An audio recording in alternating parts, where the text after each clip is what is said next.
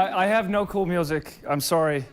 And coming from a place of privilege, it was really difficult to justify how I could come here today and talk about something as sensitive as freedom and happiness.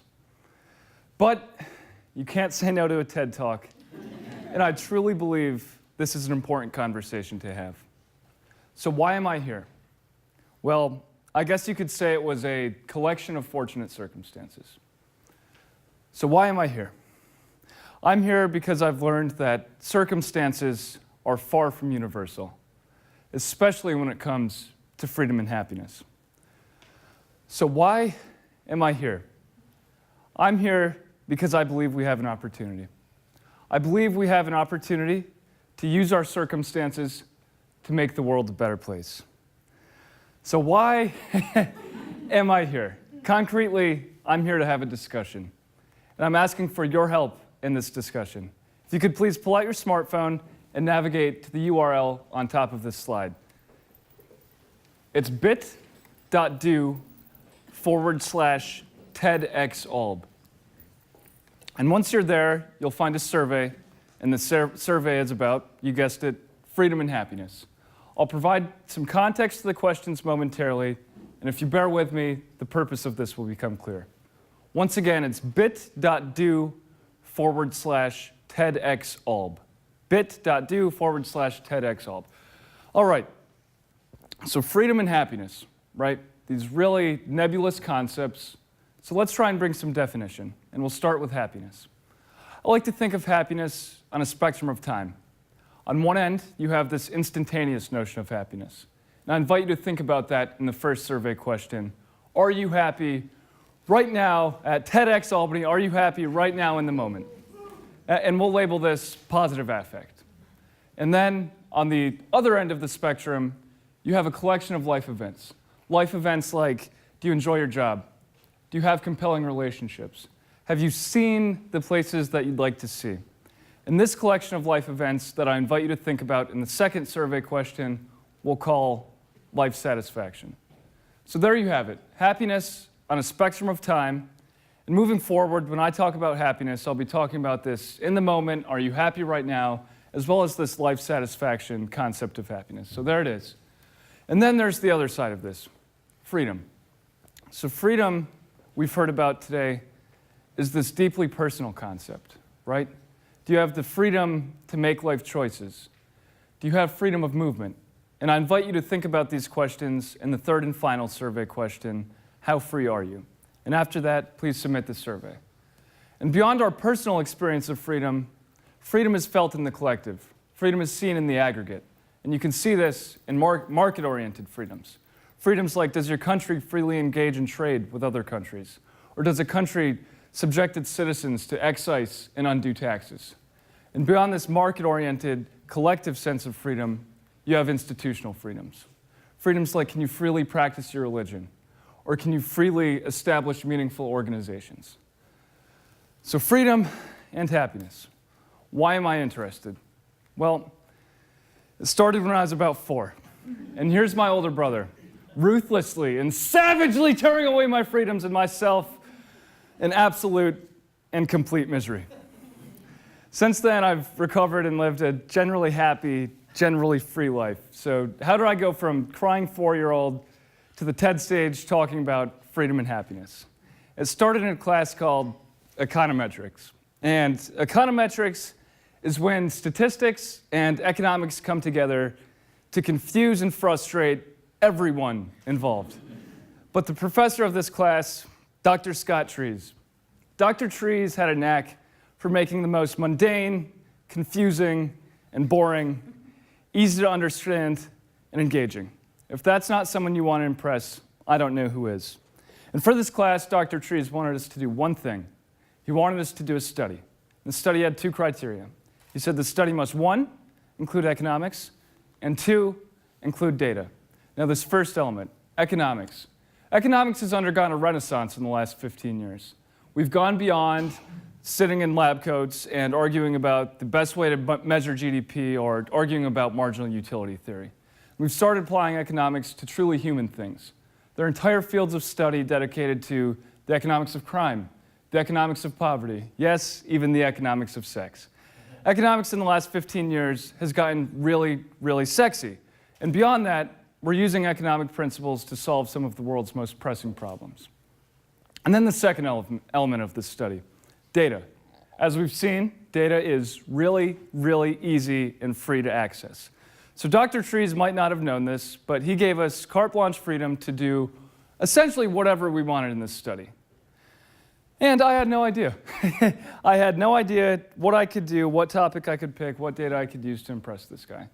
So I did what most people do. I procrastinated. I went on the internet, and I started looking at TED Talks. And while I was browsing TED, I found The Surprising Science of Happiness by Harvard psychologist Dan Gilbert. How can you not watch that, right? And in this talk, Gilbert begins to argue that the human mind is this incredibly resilient piece of machinery. He introduces this concept of hedonic adaptation. And to illustrate this concept, he references a study. And in this study, two groups of people are examined: lottery winners and paraplegics.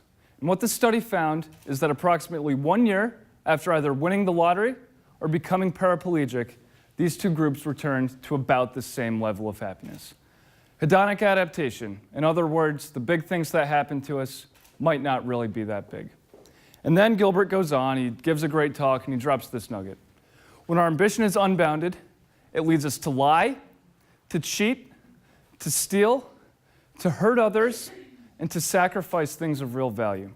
In other words, in the absence of constraint, we can do some pretty nasty things. So I began to think, wow, we're these incredibly resilient beings. Our external environment might not be that great around us. In the absence of constraints, we can do nasty things. And there it was, boom, my research question for Dr. Trees. Does freedom make us happy?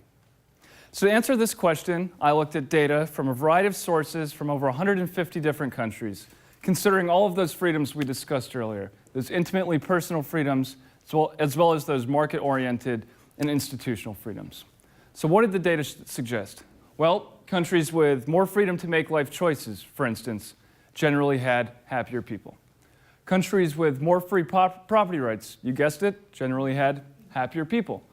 Countries with more freedom of information, no surprise here, generally had happier people. So what did I find? What did this study conclude? The study concluded that if you had 46 people in a room with 46 different definitions of freedom, 41 of them would say, by my definition of happiness, by my definition of freedom, countries with more freedom are generally happier. And then 5 people would say, I don't know, I'm not sure about this. So this study, this data suggests something relatively conclusive. But I believe applying statistics to the individual, you can sometimes lose a story that's right in front of you. And that's the story I wanted to tell today. I wanted to know how happy and how free do we feel right here at TEDxAlbany compared to that dot that the United States is on those charts we saw earlier. So let's see. Freedom at TEDxAlbany. Are you ready? Wow. Oh my. Talk about a multitude of stories, right? So here, the light blue bars represent each of these individual stories, these beautiful individual experiences, these beautiful individual feelings of happiness, right? And then the red bar represents the national average, plus or minus 5%. And then the dark blue is our collective experience here at TEDxAlbany. And what you can see from this data that happened right now is that we can relate. We can relate our happiness to most of the rest of the country. Now that's happiness. What about the other side of this equation? Freedom. How free do we feel at TEDxAlbany? Wow, talk about variation, right? So we have some incredibly unfree feeling people, which is fine, and we should embrace that, right? And then on the other end of the spectrum, you have some perfect 10s out there. So these incredible individual stories that make up a collective story that are also, once again, closely related to this national average. So there you have it, right? You have dots explaining this statistical finding, and then you have bar charts explaining this kind of story right in front of us that's really live, really happening. But freedom and happiness, they're deeply personal, right? So it just feels wrong looking at human freedom and human happiness and dots and bar charts. So ladies and gentlemen, I present to you squares. These 60 squares represent the 60 people in attendance here at TEDxAlbany. We've heard the story of the freedom and happiness of these 60 squares, right? So let's see what this context looks like of these stories. If you put us in a room of 500 people, yeah, we like to talk about interesting things. Some of us are loud. They'd probably know we were there, 60 people. If you put us in our wonderful city of Albany, 100,000 people, yeah, they might not know TEDx is happening today. But again, we can relate our story. And if you look at small Albany in the context of the United States, it's 30,000th of 1% of the United States population. But what's beautiful about that? What's beautiful about that is that our story relates to all of these other squares, right? So there's the domestic context of our story. Now let's take a global context of our feelings of happiness and look at that in a global context. So here you have a grid. Here you have a grid of 100 squares. Each square is about 1% of the world's population, or about 70 million people.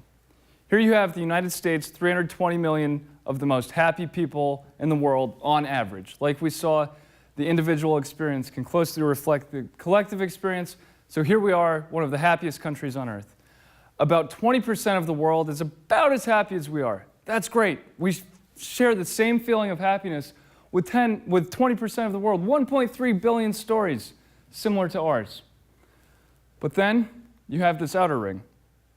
You have 10%, 700 million stories, 700 million people on average that feel 10% less happy than we do, day in and day out. And then you have most of the world.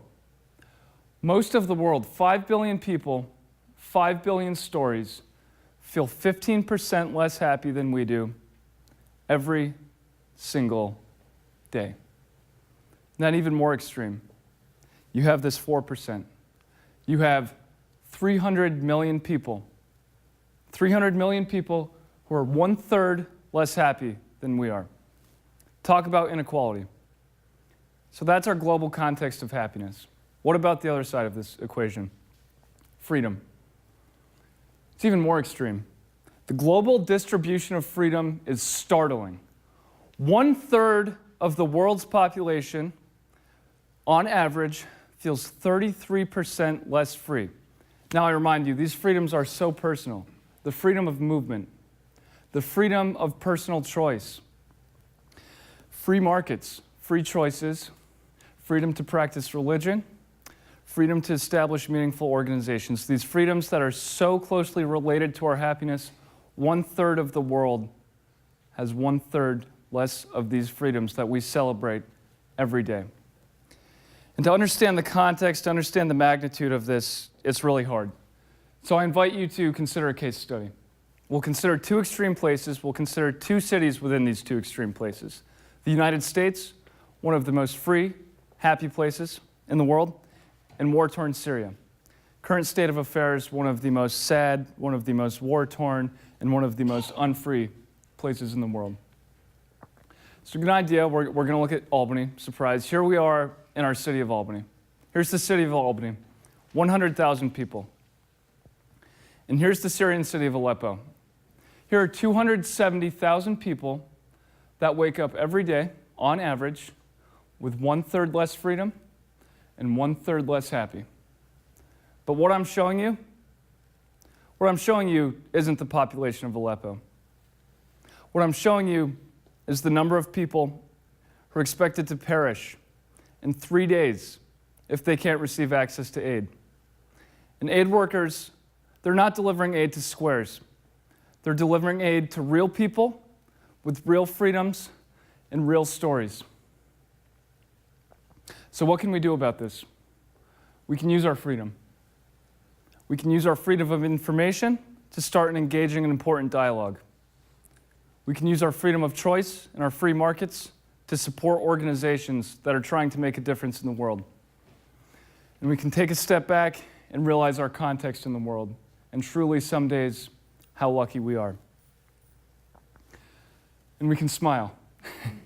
We can smile because if we work together And if we use our incredible power of resiliency, we can make the world a more free, happier place. And this, I believe, is an idea worth spreading.